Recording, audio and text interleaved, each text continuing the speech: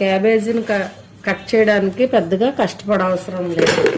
ఒక గ్లాస్ ఇట్లా ఉన్నది, ఒక గ్లాస్ ఒకటి తీసుకొని ఇలా ముక్కలుగా కట్ చేసుకొని 4 ముక్కలుగా సింపుల్.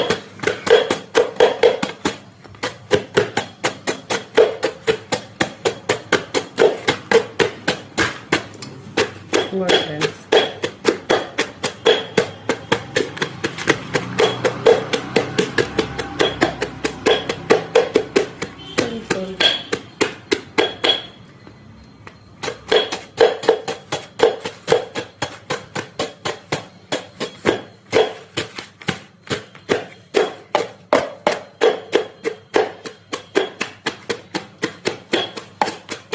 ఇలా చేసుకుంటే తొందరగా అయిపోయింది. చాలా చిన్న చిన్న పీసులుగా కట్ అవుతుంది. వీటి కోసం మనం ఎక్కువ టైము కేటాయించవసరం లేదు ఫ్రెండ్స్.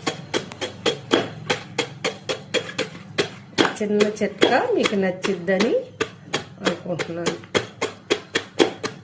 అయిపోయింది.